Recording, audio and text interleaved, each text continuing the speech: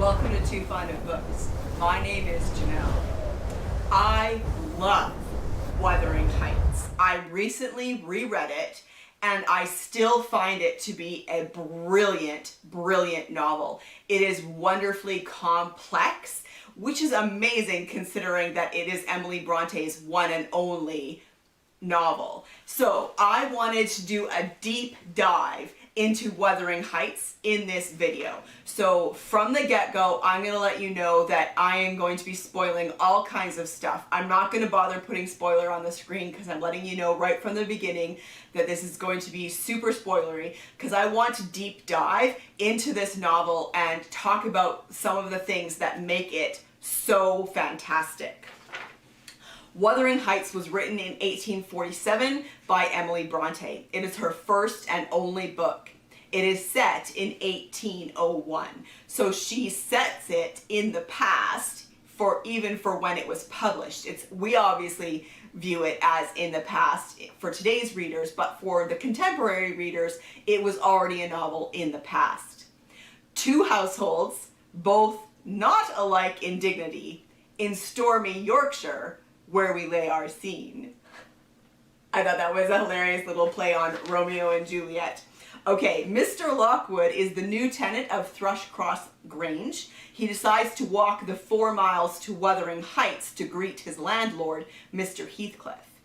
Lockwood walks into a situation that he misinterprets and then is curious enough about the occupants of Wuthering Heights to ask his housekeeper, Mrs. Dean, to tell him all about them. This edition I have is it's an Airmont book that was published in the 60s, 1963. And I wanted to read a bit from the introduction that they give. The adjective wuthering in the title of this novel is still used in rural areas of England to describe stormy weather. It is an appropriate word to describe both the action of this novel and the characters created by the author Emily Bronte. Wuthering Heights, a sturdy farmhouse, is on an elevation which is open to all the elements of wind and weather, violence and passion. But there is a second house, Thrushcross Grange, which contrasts with Wuthering Heights. There are also two groups of characters, the Earnshaws, people of strong will and passion, and the Lintons, people of goodness and tender feeling. I'm not entirely sure I agree with that description of the Lintons, but let's move on. The Earnshaws live in Wuthering Heights and are tried by the elements. The Lintons live in Thrushcross Grange and are so naturally moral that they resist temptation almost without effort.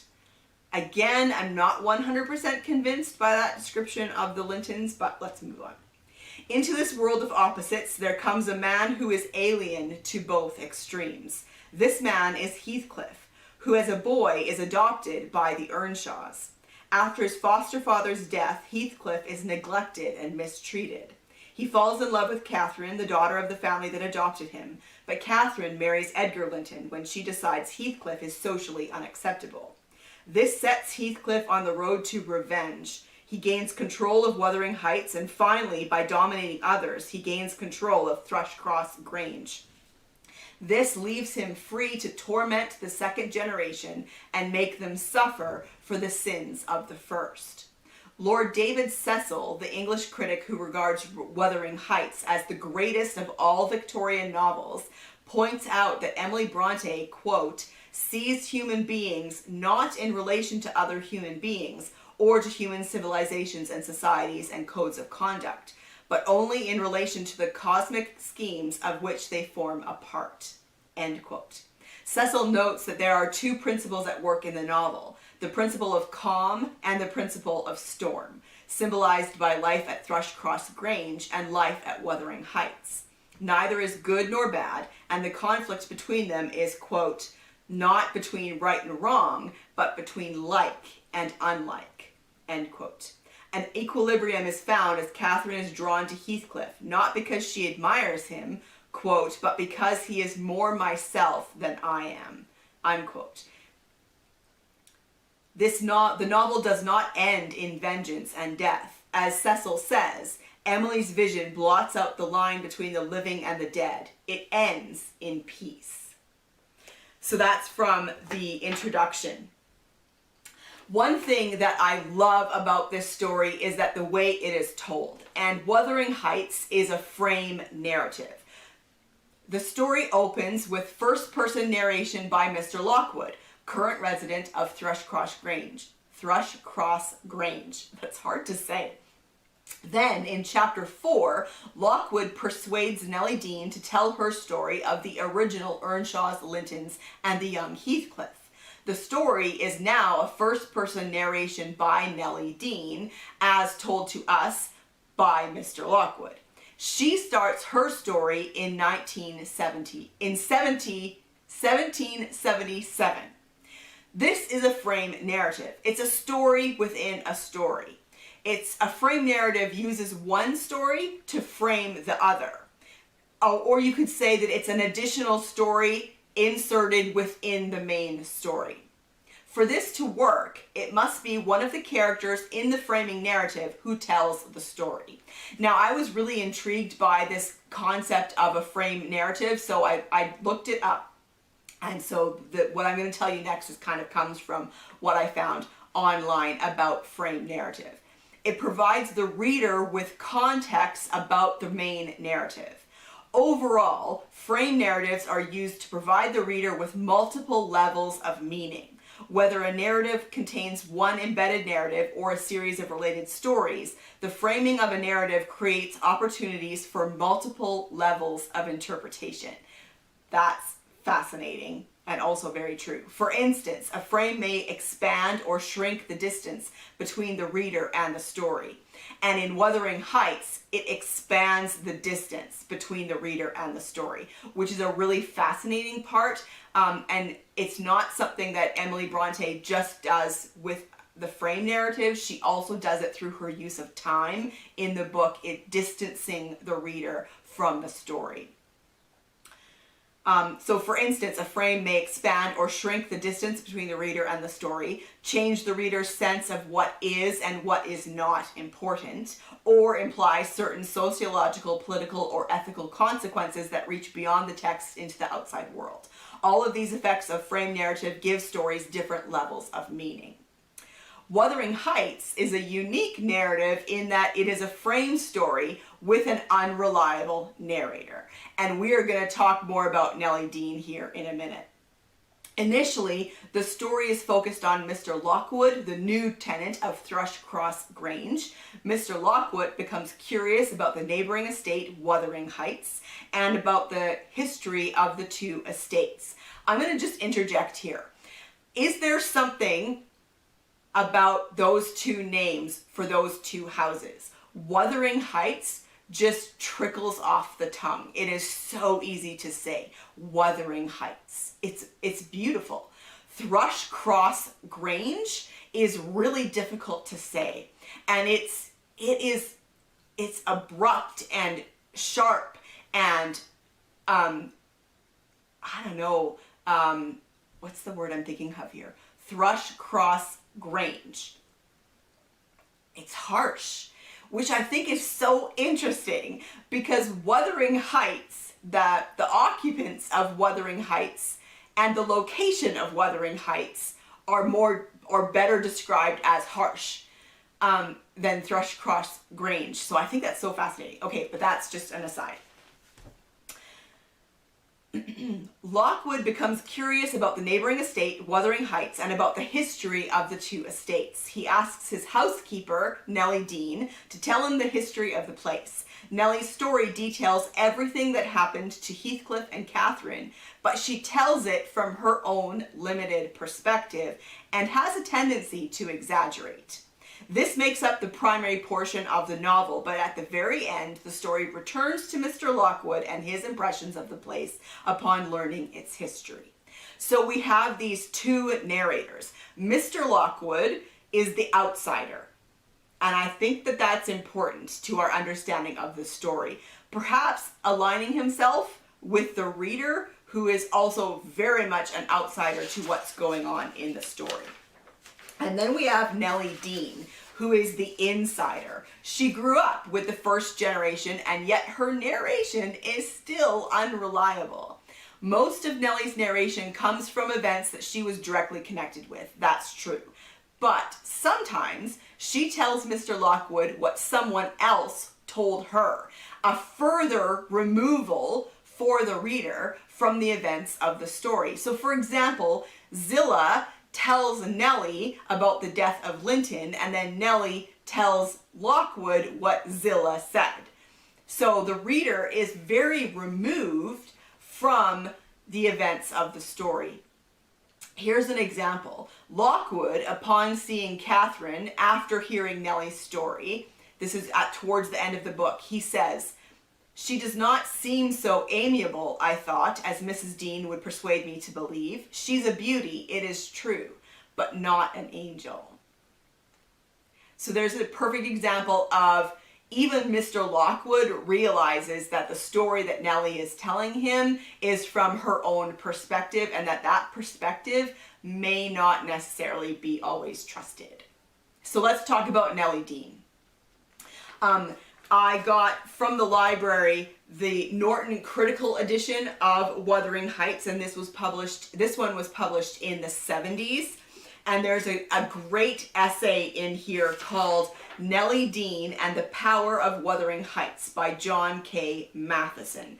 And so I'm going to share with you some quotes from that essay, which I thought were fascinating about Nellie Dean. In this essay, I am attempting a partial explanation of the power of this book through a detailed examination not of the general question of the use of narrator, but specifically of the fully developed character of Nellie Dean. Nellie Dean is not a mere technical device. We cannot forget as the story progresses that we are hearing it from her rather than from the author.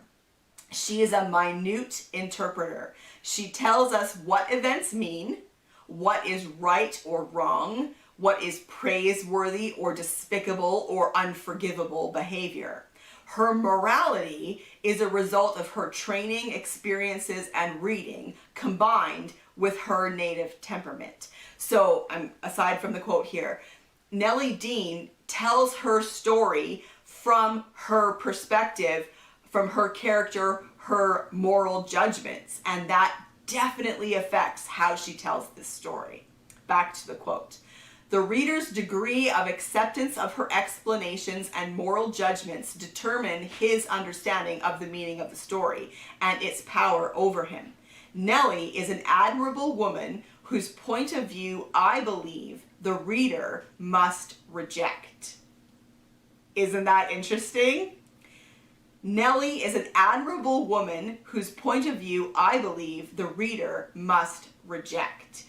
This next quote, he's going to explain that statement a little bit further. In spite of all her fine qualities, nevertheless, she fails to understand the other characters, and more important, fails in her behavior in important crises of the action.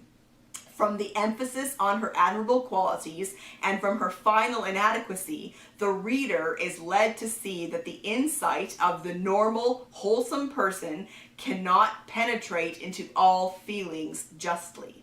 The reader becomes the active advocate of the extremes of passion of Cathy and Heathcliff, troublesome as they are to a peaceful domestic routine. Isn't that fascinating? So we get, the story is told from the point of view of Nellie, who this author is claiming as the normal, moral person. So from that perspective, we understand Cathy and Heathcliff, who have these violent emotions and violent passions. So, but because we do that, because we hear their story through her moral perspective, we end up becoming advocates of those extremes of passion, which I think is fascinating and true. It's totally true, because despite the fact that Cathy and Heathcliff do horrible things in this book, you kind of end up rooting for them in a weird way. And this is why. Nellie is a healthy, vigorous person and sees illness in others as often acting. It is her failure to grasp the possibility of people's being less vigorous than herself. This is one instance where the reader knows to discard Nellie's judgment and adopt their own, because we see her quite often being vigorous. As she tells her story, she talks about how she is sturdy and vigorous and active, and you really get her impression of illness from how she tells the story of other people's illnesses.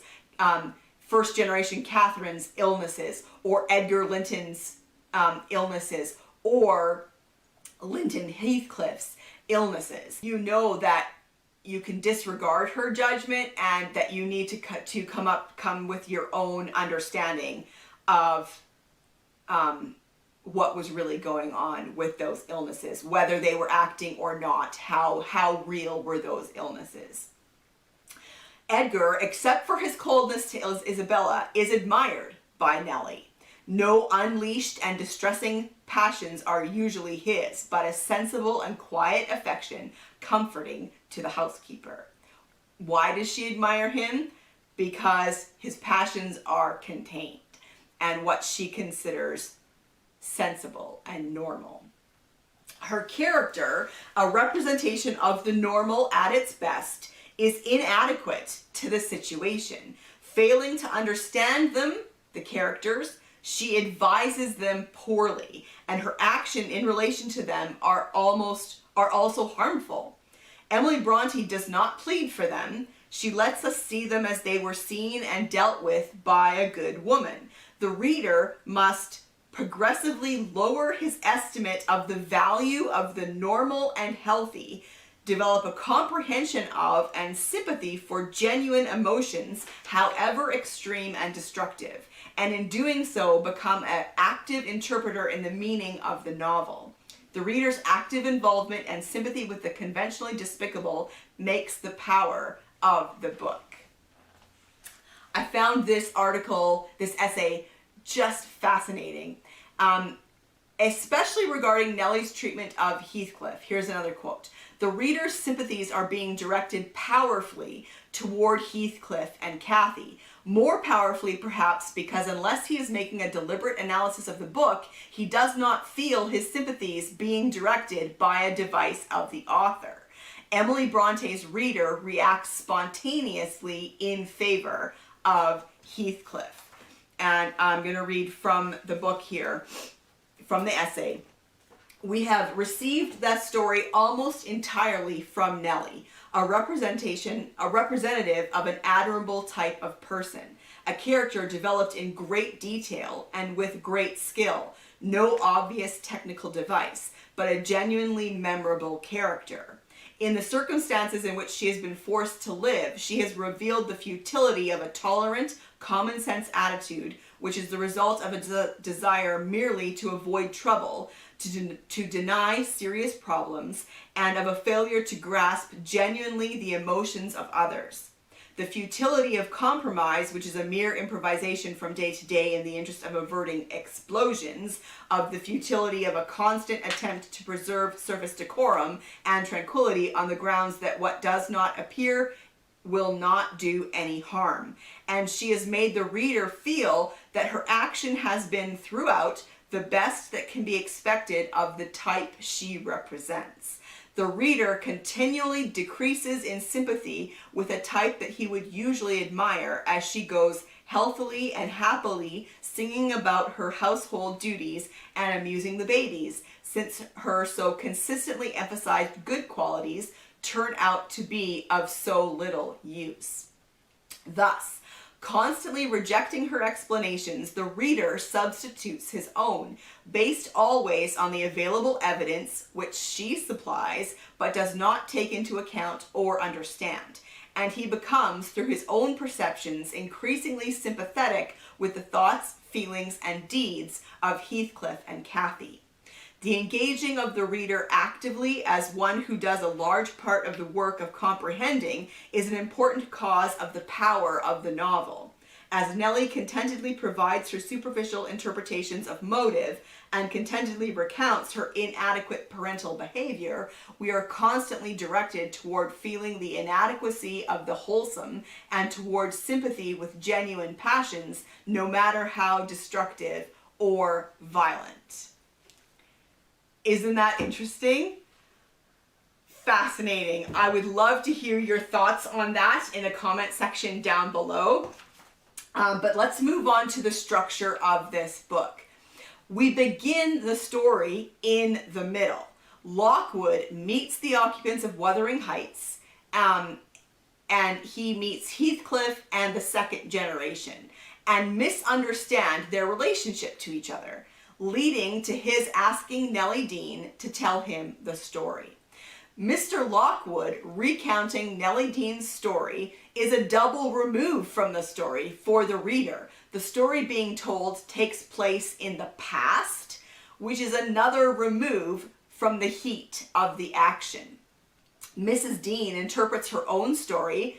Mrs. Dean interrupts her own story, so we are brought back to the present, Lockwood's present, multiple times. So not only is there this frame narrative, but Emily Bronte plays around with time in a way that is really disrupting for the reader. We start in the middle of the story, and then we hear a story being told to Lockwood by Nellie Dean, but then she interrupts her own story multiple times, pulling us back to the Lockwood present of the story. So it's very disruptive for the reader, and we are very removed from the heat of the story. This is a story of people with violent passions, but we are not ever dropped right into that. We are never given the thoughts of Heathcliff or Cathy, except for the one moment near the beginning when Lockwood reads Cathy's diaries. That's the only time that we get Cathy's thoughts. But for the rest of it, we don't get the immediate thoughts and feelings and violent passions of these characters. We are very far removed from them. The landscape. I watched a really great video called Wuthering Heights Landscape, and it was put out by the British Library. I'm going to link to it in the cards, and I'm going to link to it in the description box below. It was done by Professor John Brown, and he talks about how it is a world of contrasts between Wuthering Heights and Thrushcross Grange. Heathcliff is constantly compared to the landscape. He is called a windstone. He is called harsh and stony. Here's a quote from Professor John Bowen. Part of his destructiveness is related to the destructiveness or the coldness or the difficulty of the landscape. And that's a huge part of the book.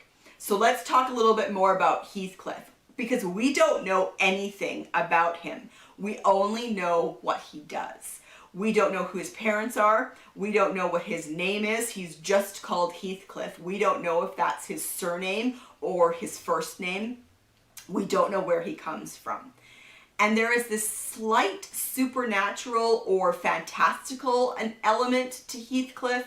He is referred to often in the book as a fiend or a monster or imp, devil, goblin, ghoul, vampire. Heathcliff is this fascinating character that we never really come to know. We don't know where he goes when he leaves for 3 years in the middle of the story. And we are never really given his inner thoughts. And so he's this person that we just don't know. We only get to know him through what he does. And then so let's talk about Catherine, because so much of what he does is connected to Catherine, first generation Catherine. What's fascinating is that we meet her in death before we meet her in life. Mr. Lockwood, at the beginning, before Nellie Dean starts her story, so this is Mr. Lockwood narration, he encounters the ghost of Catherine before he is told about her in Nellie Dean's account. So I find that interesting. We never meet, we know she's dead before we meet her. And I think that that is so interesting. What's actually interesting too is then when we get to Nellie Dean's story, we know that they're all dead, except for Heathcliff. We know right from the beginning that they are all dead before we hear their story, which is again another remove for the reader from the action. So another great essay in the Norton Critical Edition was one called The Structure and Pattern of the Whole Novel by Inga Stina Eubank. And I love how she describes, she's talking about the structure and pattern. The world of the novel is limited to Wuthering Heights and Thrushcross Grange. We never follow anybody outside it. We don't go with Mr. Earnshaw to Liverpool when he finds Heathcliff and brings him home. We don't go with Heathcliff when he leaves for 3 years. We don't go with Isabella when she leaves. We meet them again when they come back, when they step foot on either Thrushcross Grange estate or Wuthering Heights estate. The society is very limited. So not only do we never leave the area, but the society is very limited. And most of the characters are recluses. It's a microcosm of the human condition. That's a quote from this, the writer of this essay, which I thought was really interesting. Here's another quote. Together with the exclusion of irrelevant details, there is an extraordinarily meticulous attention to such details and facts as matter. It is here that the deliberate nature of Emily Bronte's workmanship is most clearly revealed. And so the bulk of this essay talks about the use of opposites and repetition in the story. We have the opposition between the Heights and the Grange. The Earnshaws are contrasted with the Lintons. They're opposites. The Earnshaws have dark eyes and complexions. The Lintons are described as fair and blue-eyed. Here's another quote. The opposition of Heathcliff and Edgar, repeatedly contrasted in appearance, manners, and character. As Heathcliff goes out and Edgar comes in, the contrast, Nellie thinks, resembled what you see in exchanging a bleak, hilly coal country for a beautiful, fertile valley. There's also the opposites of Heathcliff and Isabella. And then another quote, out of the two sets of opposites are born the second Catherine and Linton Heathcliff, and much of the second half of the novel is balanced on the opposition, yet relentlessly bringing together, the relentless bringing together of these two. Then the other big piece is the repetition. And I'm going to go with some quotes here that I made myself as I was reading. So I wrote down notes and quotes in my notebook here. Some examples of repetition. Catherine's treatment of Hareton towards the end of the book in regard to books and reading is similar to how Catherine treated Heathcliff. It's unnecessarily cruel. So we get some repetition there between the behavior and character of the first generation Catherine with the second generation Catherine. Here's the quote. The little wretch had done her utmost to hurt her cousin's sensitive, though uncultivated feelings, and a physical argument was the only mode he had of balancing the account and repaying its effects on the inflictor. He had been content with daily labor and rough animal enjoyments till Catherine crossed his path. Shame at her scorn and hope of her approval were his first prompters to higher pursuits, and instead of guarding him from one and winning him to the other, his endeavors to raise himself had produced just the contrary result. There is also further repetition with Catherine and Hareton and their long rambles on the moor, because in the earlier portion of the book, Catherine and Heathcliff are often described as having long rambles on the moor. And then there was this kind of, I called it repetition in reverse, but I don't think that's quite right. Catherine says, "Come, you shall take notice of me, Hareton. You are my cousin, and you shall own me." Which is not really repetition. Maybe it's more of the opposite, because that is what Heathcliff desperately wanted to be owned as part of the family. And he's not a cousin, but he wanted to be owned as part of the family. So I thought that was really interesting, this idea of opposites and repetition in the story. Now, a huge part of this story is Catherine, Heathcliff, and revenge. And I made most of the quotes that I wrote down were related to Heathcliff and Catherine and revenge. Here's one quote. "I'm trying to settle how I shall pay Hindley back." This is Heathcliff. "I don't care how long I wait, if I can only do it at least. I hope he will not die before I do." "For shame, Heathcliff," said I, Mrs. Dean. "It is for God to punish wicked people. We should learn to forgive." "No, God won't have the satisfaction that I shall," he returned. "I only wish I knew the best way. Let me alone and I'll plan it out. While I'm thinking of that, I don't feel pain." And so that's from quite early in the story. And really, that's where the reader gets this first idea that this is going to be a revenge story. It is setting up that this is a revenge story. Only about 10 pages later, Catherine says, "I've no more business to marry Edgar Linton than I have to be in heaven. And if the wicked man in there, Hindley, had not brought Heathcliff so low, I shouldn't have thought of it. It would degrade me to marry Heathcliff now. So he shall never know how I love him. And that, not because he's handsome, Nellie, but because he's more myself than I am. Whatever our souls are made of, his and mine are the same, and Linton's is as different as a moonbeam from lightning or frost from fire." So again, there's those opposites, the opposite of Heathcliff and Linton, and an indication of these violent passions, describing them as different as a moonbeam from lightning or frost from fire. Heathcliff returns after a 3-year absence. Quote, "Just to have one glimpse of your face, a stare of surprise perhaps, and pretended pleasure. Afterwards, settle my score with Hindley, and then prevent the law by doing execution on myself." And then a further quote by Heathcliff, "And as to you, Catherine, I have a mind to speak a few words now while we are at it. I want you to be aware that I know you have treated me infernally. Infernally.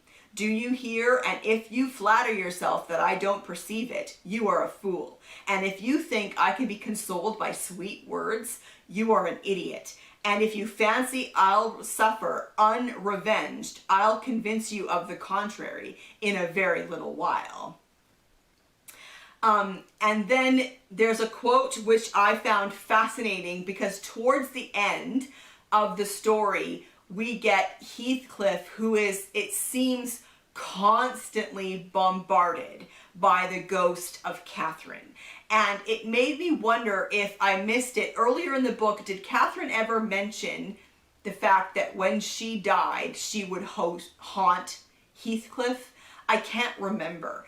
But here is a quote by Heathcliff earlier in the book, where he himself invokes the ghost of Catherine.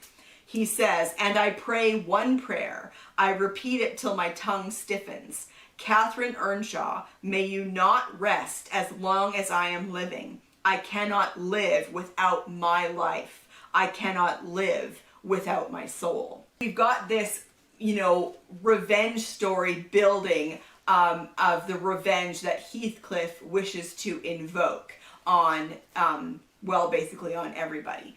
So this quote is interesting because this is Isabella speaking about Heathcliff.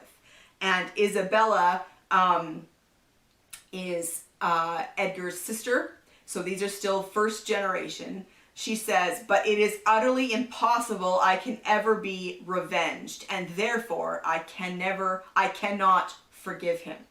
So there is not just the revenge of Heathcliff in this book. There is a desire, even though she knows it'll never happen, of Isabella to be revenged on Heathcliff and his behavior towards her.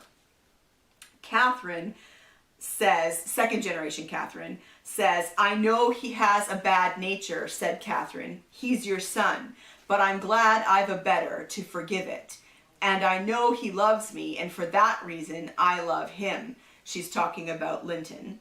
"Mr. Heathcliff, you have nobody to love you, and however miserable you make us, we shall have the revenge of thinking that your cruelty arises from your greater misery.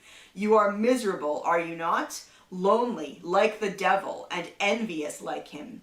Nobody loves you. Nobody will cry for you when you die. I wouldn't be you." Fascinating, right? And then another quote by Heathcliff: "She has disturbed me night and day through 18 years, incessantly, remorselessly, till yesternight." That's when he had her grave dug up. "And yesternight I was tranquil. I dreamt I was sleeping the last sleep by that sleeper, with my heart stopped and my cheek frozen against hers." So it's fascinating because the main revenge is definitely by Heathcliff, but I find the other instances of when other characters talk about being revenged, it is being revenged against Heathcliff. So yeah, that's very interesting. So here's just a few general thoughts that I had. Another quotation by Professor John Bowen that I got from that video by the British Library. He says, "It's the most disciplined and complexly organized novel." And I would completely agree with that, especially after this discussion we had about the frame narrative and the use of time in the book. It is definitely disciplined and complexly organized, and that is just one of the reasons why I love it so much. I also watched a fascinating video by Dr. Octavia Cox, and I'm going to link to it here in the cards and down in the description box below. It was a fascinating look at the use of time in the books, and it is well worth a watch. She said, "Wuthering Heights is a novel all about not being satisfied." And I had never considered that before, but it's totally true. None of the characters in the novel are satisfied. But what makes it even more intriguing is neither is the reader. The reader is never fully satisfied. We are never given direct access to some of these characters that we want to. We are removed from the story through the narration and the use of time. We are never satisfied either as readers. But through all of that, I love the fact that it ends on a hopeful note, because the whole book is dark and discouraging, and yet there's the glimpse of hope at the end for Catherine and Hareton, and I love that. And so I'm going to end this video with the last words of Wuthering Heights. "I lingered round them, the graves," Lockwood says, "under the benign sky, watched the moths fluttering among the heath and harebells, listened to the soft wind breathing through the grass, and wondered how anyone could even imagine unquiet slumbers for the sleepers in that quiet earth." let's chat about Wuthering Heights in the comment section down below. I would love to hear your thoughts of the book, whether you liked it or not, although let's keep everything civil. And also, if you have any thoughts about some of the things I brought up in this video, yeah, let's chat Wuthering Heights, and I will see you for another video soon. Bye.